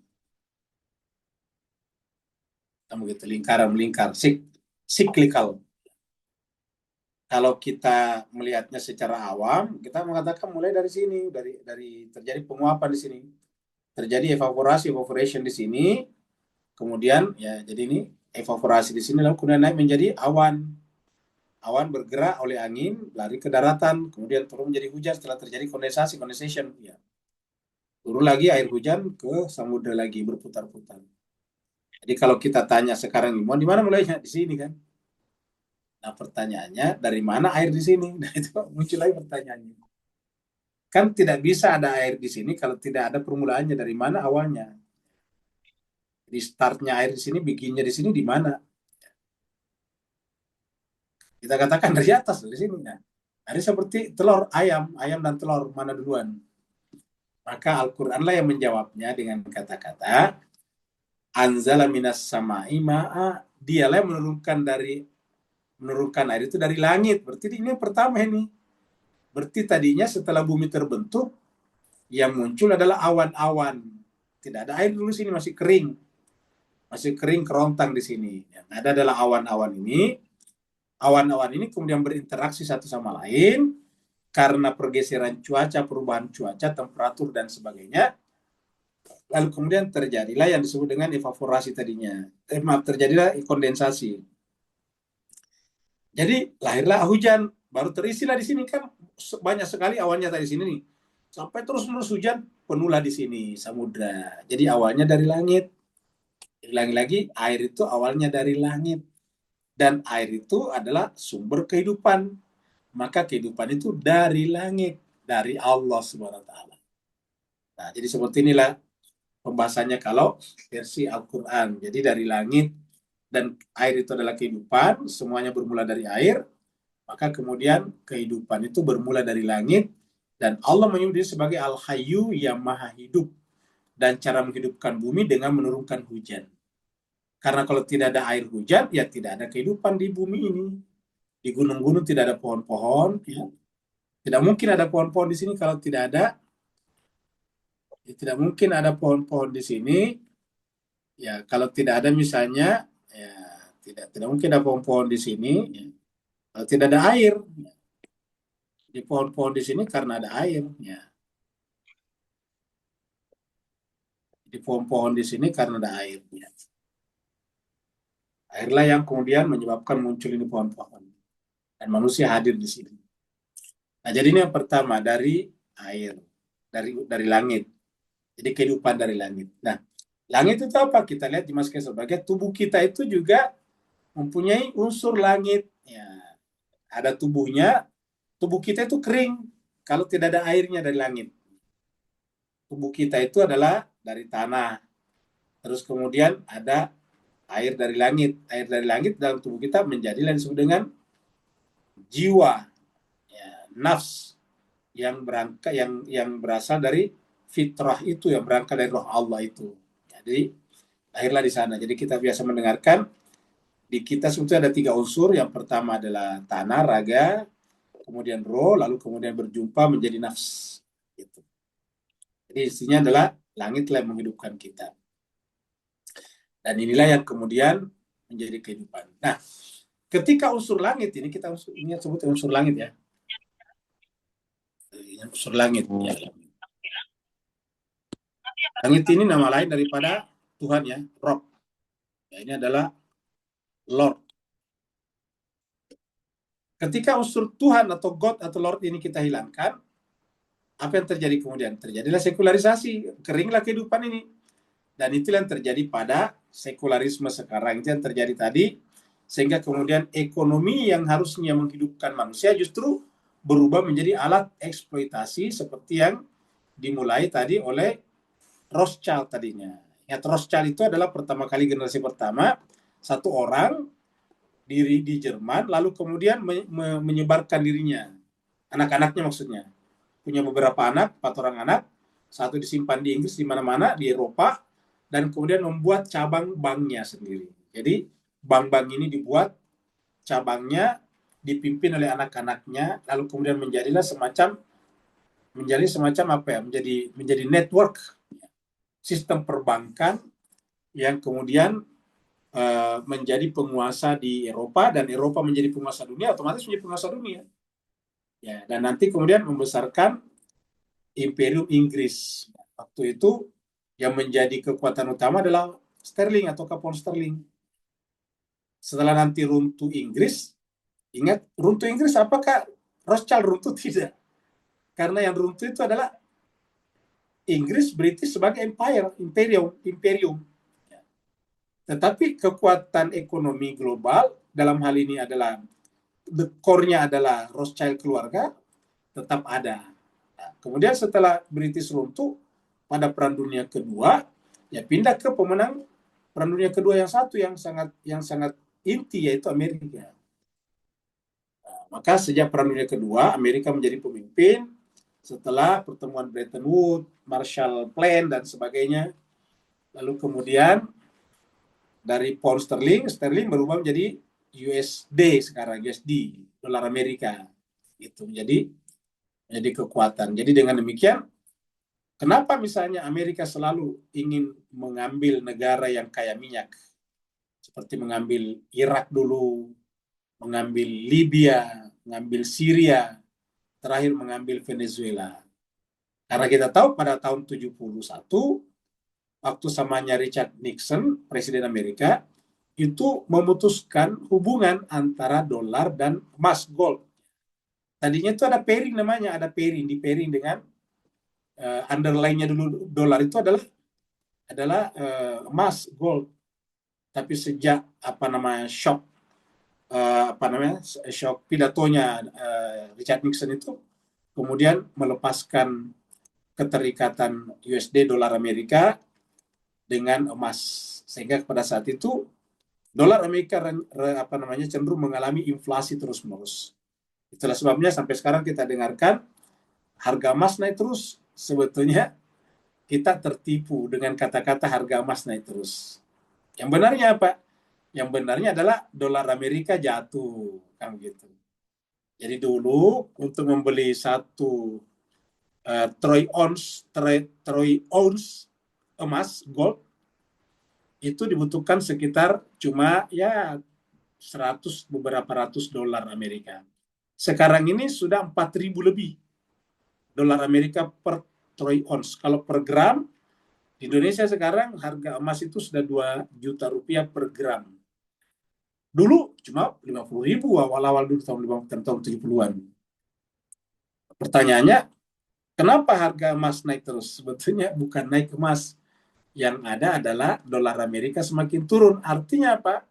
Kekuatan dolar sebagai tulang punggung atau the core of Amerika Empire itu sudah semakin lemah. Dan itu menunjukkan semakin lemahnya Amerika. Nah, bagaimana cara Amerika memperkuat kembali dolarnya? Harus ada underlying-nya, harus ada backup-nya, harus ada pairing-nya yang kuat, harus ada underlying-nya. Itu apa? Yaitu emas hitam. Namanya black gold, emas hitam. Jadi black gold, emas hitam. Apa itu emas hitam? Yaitu adalah petroleum. Maka sejak tahun 79, tahun 70-an setelah ceramah atau secara pidato Nixon tadinya itu, maka kemudian untuk membuat dolar Amerika tidak jatuh terus-menerus, maka kemudian dia membuat perjanjian dengan Arab Saudi untuk mewajibkan Arab Saudi menjual minyaknya dalam bentuk dolar Amerika. Tidak boleh pakai mata uang lain. Sehingga dengan demikian semua perdagangan minyak harus menggunakan dolar Amerika, dan itu yang menyebabkan Amerika mengambil Irak karena Saddam Hussein pada saat itu ingin menjual minyaknya dalam bentuk mata uang emas, begitu juga dengan Gaddafi di Libya, dan terakhir begitu juga dengan Maduro di Venezuela. Ingat, Maduro tidak mau menggunakan dolar lagi. Dia menjual minyaknya dengan yuan Cina dan dengan rubel Rusia. Nah, ini artinya apa? Underline ataukah pairing daripada dolar semakin tidak ada. Nah, untuk perkuat kembali dolar, dan tentu juga adalah ekonomi Amerika, maka Venezuela harus diambil, karena Venezuela itu adalah pemilik cadangan black gold terbesar di dunia, lebih daripada Saudi. Nah, seperti itulah. Nah, jadi dengan demikian Mas Kaisar Bahagia, bagaimana caranya supaya Imperium Amerika ini terhenti dengan tiangnya, core-nya itu adalah dolar Amerika. Sederhana saja, yaitu mengganti mata uang. Sekarang ada namanya cryptocurrency. Cryptocurrency ini sebetulnya adalah bersifat desentralisasi. Tidak terpusat, tidak centralized, tapi decentralized. Dia tidak terpusat. Ya, jadi dia terbagi-bagi. Lalu kenapa Amerika masih mendukung kripto? Sederhana. Karena manusia di dunia sekarang masih menggunakan USDT sebagai stablecoin terutama. Jadi harusnya bagaimana caranya untuk memberi pelajaran kepada Amerika? Setiap negara, Indonesia, Singapura, Malaysia, dan sebagainya harusnya membuat stablecoin yang berbasis cryptocurrency, yang berjalan di atas teknologi blockchain. Itu. Karena kalau berbasis di blockchain, dia tidak bisa diintervensi oleh negara manapun, dan dia bisa ditransfer kemanapun di seluruh dunia. Dan kalau setiap negara mempunyai stablecoin-nya, maka stablecoin dolar juga akan ditinggalkan. sayang seribu sayang, negara-negara terutama Islam itu sangat terlambat mengantisipasi perkembangan teknologi blockchain ini. Sehingga lagi-lagi yang populer sekarang adalah stablecoin USDT dan USDC. Ya, sekarang kalau kita lihat di apa namanya di di dunia itu yang paling besar pasarnya itu kalau mata uang dolar itu USDT. Nah, di sini ada. Nah, ya, kita bisa lihat di sini juga sekalian ya. Nah, kita lihat di sini nih. Nah, ini dia. Sini ada USDT nih. Di sini peringkat peringkat 3 dunia. Ya, coba kita lihat. Peringkat 3 dunia ini.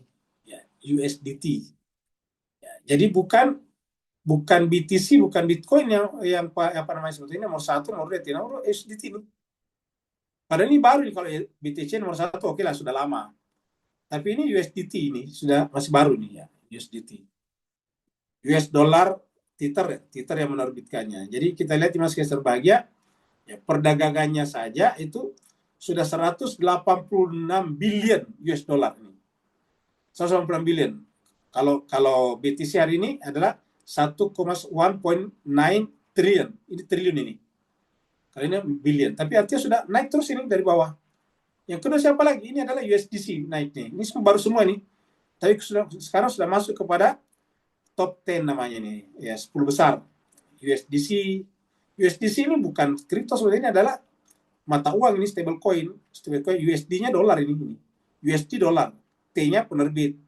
C-nya C adalah penerbit. C-nya adalah circle. T-nya adalah Tether. Ya, itu adalah penerbitnya. Tapi intinya adalah USDT sekarang mulai naik ke atas ini, peringkat ketiga. Dari bawah naik. Ini sama aja USDT baru nih. Dari bawah naik ke atas. Ya. Ada beberapa stablecoin yang muncul ini USDT juga ini. USDI ini stablecoin juga. Nah, semuanya ini jemaah sekalian berbahagia menunjukkan keterlambatan negara-negara timur terutama Islam untuk membuat stablecoin-nya sendiri supaya jangan orang pakai apa? Pakai USDT. Sekarang kalau kita misalnya beli BTC, ya kebanyakan pasangannya pairnya dengan USDT karena itu yang paling banyak. Harusnya setiap negara ada. Harusnya apa namanya Malaysia menerbitkan stablecoin sendiri, ringgit misalnya, ringgit apa namanya kripto. Ya, Singapura misalnya begitu juga. Indonesia juga begitu. Sayangnya ini tidak dilakukan oleh negara. Sehingga kemudian tidak begitu populer. Padahal ini adalah dolar juga yang jadinya. Nah, ini USDT atau Tether dan juga Circle ini, setiap kita membeli satu USDC, dia akan jamin benar-benar ada dolar yang disimpan oleh dia dan dijaminkan ke pemerintah Amerika dalam bentuk surat berharga gitu. Dalam bentuk bond disimpan di pemerintah Amerika. Jadi Tether ini membeli bond Amerika dengan dolar. USDC Circle membeli bond di Amerika dengan dolar sebagai jaminan atas setiap orang yang menggunakan USD dan USDT di dalam perdagangan cryptocurrency mereka. Ya, jadi itulah jemaah sekalian. Itu hanya sekedar informasi saja dari apa yang dikatakan Pak Nur tadinya. Ya, semoga pertanyaan Pak Nur tadi bisa melengkapi pembahasan kita pada petang hari ini. Sehingga kita umat Islam ini jangan hanya berkutat pada doa-doa, wirid-wirid saja, perbanyak itu, tapi tidak menguasai peradaban. Hanya kita lihatlah, gampang sekali misalnya Gaza, tepi barat dihancurkan, gampang sekali Iran dikacau. Bahwa memang Iran tetap bertahan, ya, tetapi harus kita juga belajar bahwa ada kelemahan di sana. Kelemahannya apa? Kelemahannya yaitu dengan gampang dilemahkan ekonominya. Ingat Iran sekarang, $1 Amerika itu Iran ya. Jadi Iran sekarang ini kan pakai real 1 USD ya. 1 USD ya sama dengan 1,42 juta real Iran. Ya, coba kita lihat. Jadi 1 USD US dollar sama dengan 1,42 juta real Iran. Bayangkan kan? Ya, yang di Asia Tenggara mungkin termasuk lemah Indonesia. 1 USD kalau Indonesia sekarang masih 16.600 rupiah misalnya gitu. Rupiah ini ya. Apa namanya IDR ya. IDR. Ya, Jadi ingat, jadi 16.000, bayangkan ini Iran 1,42 juta, 1.420.000 real per $1. Indonesia di Asia Tenggara termasuk lemah mata uangnya, tapi cuma 16.000, kan jauh sekali nih. Ya. 16.000 ke sini berapa kali lipat itu? Hampir 1.000 kali lipat kan? 10.000 kali lipat, ya bukan? 100 kali lipat ya, bukan 1.000, 100 kali lipat. Ya. Ini coba kita lihat Mas Kaisar Bahagia. Ini kan jauh sekali nih jatuh mata uangnya Iran sekarang ini. Ya, jadi seperti itu. Bisa kita searching di sini nih. Ya. Supaya ini kita pahami juga ya, bahwa ada kekurangan juga yang harus diperbaiki oleh Iran. Jadi satu apa tulisannya kurs ya, kurs dolar ke mana nih, ke Rial Iran ini, Rial Iran, Rial Iran. Nah ini sekarang sudah mulai turun sedikit ini, 1.072.000 ini sudah turun hari ini. Kalau waktu kerusuhan kemarin 1,4 juta ini sudah turun nih. Tapi masih termasuk tinggi nih. Nih. $1 Amerika Serikat sama dengan ini. $1 Amerika Serikat sama dengan 1.072.000 rial. 1.072.500 rial Iran. Ini nih. Dolar Amerika, rial Iran. Waktu kerusuhan di akhir di akhir Desember yang lalu itu 1.400.000. Sekarang sudah mulai agak menguat. Nah, jadi Mas Kaisar Bahagia ini kan problem juga mata uang. Ya. Jadi dengan demikian, artinya apa artinya? Artinya bahwa orang Iran kalau keluar negeri, kan di dalam mungkin susah mengganti uang. Bayangkan itu. Kalau dia mau keluarkan pakai dolar, misalnya katakanlah mau ke Eropa, dia menukar dengan dolar itu kan berapa? Mungkin pakai pakai tas ya.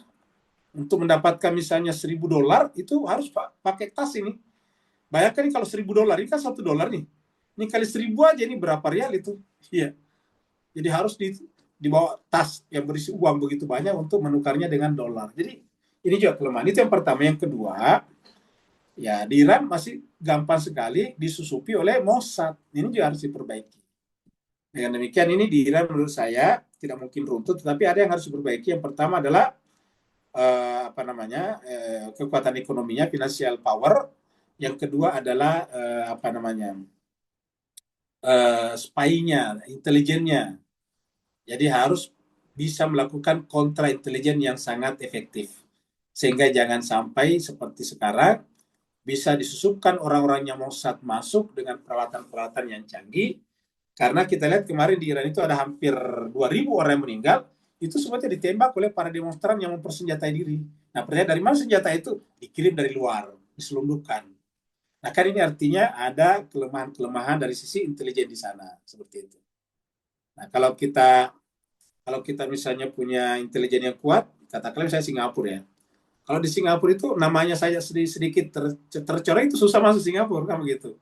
Itu kan berarti kontra intelijennya bagus. Ya.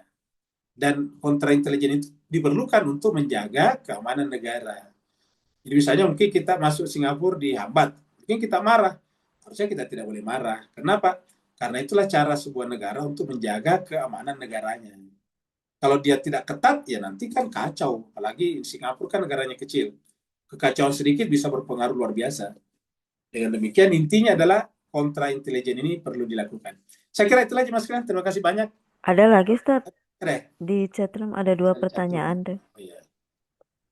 Kita ke chatroom nih. Ya. Pak Burhan. Yang pertama, Pak Burhan. Namanya bukan diberi nama. Wah, luar biasa. Namanya tidak bernama. Apakah tujuan Surawardi memperkenalkan filsafat iluminasi yang sumbernya dari pancaran kerohanian, lalu menolak filsafat peripatetik? Apakah ilmu kerohanian itu lebih ke depan dibanding ilmu filsafat yang dikembangkan Aristoteles? Nah, bagus nih. Jadi ya sekalian, kelemahan filsafat peripatetik adalah tidak bisa menjawab masalah yang timbul pada zamannya Plato. Ingat, Plato tadi termasuk penerus peripatetik ya, muridnya Socrates. Plato mengatakan bahwa apa yang ada di alam materi ini adalah merupakan shadow, hanya merupakan bayangan, hanya merupakan duplication dari apa yang ada di alam idea. Jadi Plato mengatakan alam yang sesungguhnya adalah alam idea. Alam idea itu adalah tunggal, kata dia. Semua yang ada di bawah ini adalah copy paste daripada yang ada di alam idea. Jadi yang sempurna itu kata Plato adalah alam idea. Yang ada ide-ide. Makanya kan disebut dengan idealisme Plato. Nah, yang tidak bisa diterangkan Plato ialah bagaimana yang ada di alam idea itu turun menjadi alam nyata. Katakanlah misalnya di alam ide ada kuda. Bagaimana kuda di alam ide itu menjadi kuda beneran di alam nyata. Nah, itu tidak bisa dijawab oleh filsafat Platonisme ataukah filsafat idealisme Plato.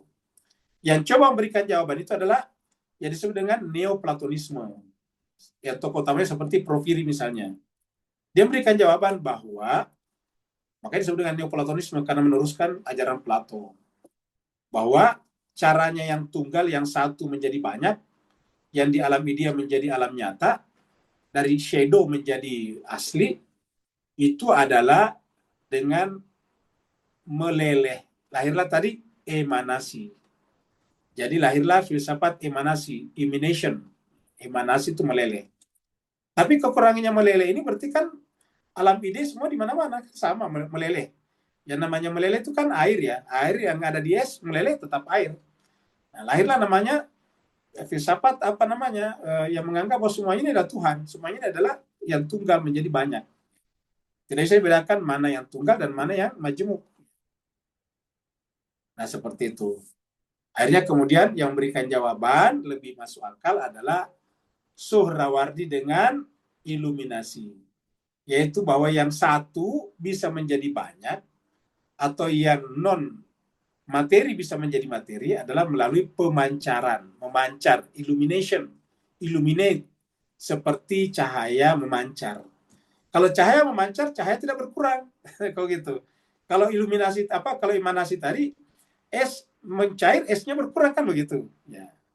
Yang ada adalah air es sama saja. Jadi es air dengan air ice sama. Jadi ice dengan water sama. Ya. Karena ketika membeku namanya ice, ketika mencair namanya water kan begitu. Jadi water ice hakikatnya sama. Nah, itu yang disebut dengan monisme dalam filsafat. Nah, jadi itu ditentang. Nah, maka kemudian muncullah Suhrawardi mengatakan tidak. Jadi bukan emanasi tetapi iluminasi. No, not emanation but illumination. Bukan emanasi tapi iluminasi. Kalau iluminasi seperti cahaya. Seperti matahari tidak berkurang, tapi cahaya memancar terus. Matahari tunggal, tetapi cahaya juga menjadi kelihatan banyak. Seperti itu. Nah, inilah yang dipakai Suhrawardi. Dari mana ngambilnya Suhrawardi? Ada dua inspirasinya. Ada yang mengatakan pertama adalah dari ajaran Zoroaster pra-Islam di Persia. Karena Suhrawardi orang Persia, orang Iran. Seperti yang dikatakan tadi Henry Corbin. Tapi ada juga mengatakan bahwa Suhrawardi justru terinspirasi dari Al-Quran, surat An-Nur ayat 35 dengan ayat Allahu nurus samawati wal ard. Ya, Allah nurus samawati wal ard. Perumpamaan nurnya adalah kamishkatin fiha misbah, al-misbahu fi zujajatin dan seterusnya. Kamasali nurihi, perumpamanya adalah seperti cahaya. Nah, jadi intinya adalah Suhrawardi terpengaruh dengan surat An-Nur. Nur itu artinya cahaya. Cahaya melahirkan apa? Iluminasi, illumination. Nah, seperti itu. Kemudian pertanyaan berikutnya dari Bapak Abidin Ali. Bagaimana hukum Islam bayar zakat dengan koin kripto? Ya, jawabannya sih, saya disclaimer, saya bukan ahli fikih ya. Jadi harusnya ini pertanyaan ini diajukan kepada marjanya masing-masing. Kalau bermarja misalnya ke Sistani, itulah Sistani di Irak, ya tanyanya ke Sistani. Kalau bermarja kepada Ali Khamenei, berarti bertanya kepada Ali Khamenei yang ada di Iran. Tetapi saya bukan ahli fikih dan saya bukan bukan mufti, tidak berhak memberikan fatwa tentang ini, tapi saya hanya pendapat pribadi. Jadi disclaimer, ini pendapat pribadi saya. Tidak bisa dijadikan sebagai pegangan karena saya bukanlah marja rujukan hukum. Saya tidak punya kapasitas untuk itu. Nah, kalau menurut saya, kalau ditanya, ini ingat ya, menurut saya pribadi ya, bukan fatwa, karena ini adalah pendapat pribadi. Bagaimana hukum Islam bayar zakat dengan kripto? Jawabannya boleh saja. Yang penting si penerima zakat punya walletnya. Kalau tidak ada walletnya kan repot, Pak Abidin. Ya. Jadi harus penerimanya juga adalah mempunyai walletnya. Ya, sehingga nanti setiap pembayar zakat pakai koin kripto itu tinggal memasukkannya melalui address, ya, melalui alamat wallet addressnya masing-masing. Sehingga kemudian benar-benar di copy paste itu addressnya supaya jangan salah kirim, karena banyak sekarang phishing berlaku melalui wallet address yang disalahkan satu huruf, karena itu kan panjang, di tengahnya disalahkan satu bisa pindah itu ke wallet lain. Jadi makanya kalau kita pakai mengirim kripto ke wallet, suatu wallet tertentu, harus copy paste, jangan ditulis satu-satu, takutnya salah, karena kan panjang tuh ada sampai beberapa digit, beberapa puluh digit kode-kode, ada angka, ada huruf dan sebagainya.